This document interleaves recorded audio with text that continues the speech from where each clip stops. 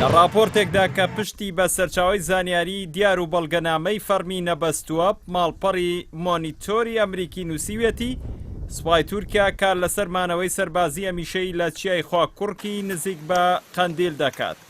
مۆنیتۆر نووسیوێتی لەو کاتەوەی لە 7 حوزەیرانی ئەمساڵ لە هێرشێکی چەکداریدا لە ئەولێر دیبلۆماتکارێکی تورک بە ناوی عوسمان کۆسە کوژرا پشتیوانی نێنی و شاراوەیی حکوومەتی هەرێمی کوردستانی بۆ هەوڵ و هەنگاوە سەربازەکانی تورکیا بەرامبەر پەکەکە بە پشتیوانی ئاشکرا گۆڕدرا.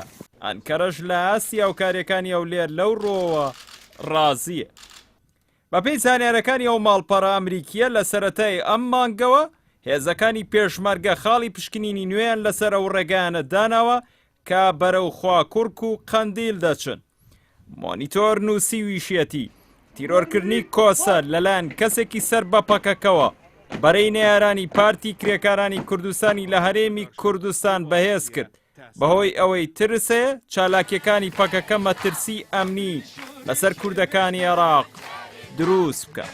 پەکەکە بەشێکی زۆری مناطقی هەرێمی کوردستانی داگیر کرد. پێشتریش بەرپرسانی هەرێمی کوردستان ئەوەیان بە ئاشکرا وتووە کە دوور نییە بوونی سەربازی پەکەکە لە چیاکانی قەندیل و خواکوڕک دەستکەوت و بەرەمەکانی کورد لە باشووری کوردستان ڕوبەڕووی مەترسی بکاتەوە لە کاتێکدا لە چوار بەشی کوردستانی گەورە تاکە ناوچەیە کە تا ڕادەیەکی باش ئاسایش و ئازادی تێدا بەرقەرارە. نەک تەنها قەوارەی هەرێمی کوردستان هیچ کام لە ئەمریکا و عێراقیش تا ئێستا هیچ ناڕەزایەتیەکان بەرامبەر پرۆسە سەربازیەکانی تورکیا لە باشووری کوردستان نیشان نەداوە. لەگەڵەوەدا کە پێشتر ئەمریکا لە پرۆسە سەربازیەکاندا هاوکاری هەواڵگری تورکیایی هاوپەیمانی ناتۆی دەکرد. لە درێژەی راپۆرتەکەی مۆنیتۆر داهاتووە سەرکەوتنی تورکیا لە پرۆسەی سەربازی چنگ لە چیای خواکوڕک کە لە کۆتایەکانی یاری ئەمساڵەوە دەستی پێکردو و شکستێنانی پەکەکە کارتێکی بەهێز دەبێت بەدەست تورکیاوە بۆ هەر هەوڵێکی ڕازیکردنی تاران و بەغدا و هەولێر کە باوبەشی لەگەڵ ئەنکەرە تا پرۆسەی سەربازی هاوبەش دژ بە پەکەکە لە قەندیل دەست پێ بکەن. لەگەڵەوەی لە ماوەی 35 ساڵی ڕابردووی ململانەی لەگەڵ پەکەکە تورکیا نەیتوانیەوە دەست بەسەر چیای خواکوڕکدا بگرێت.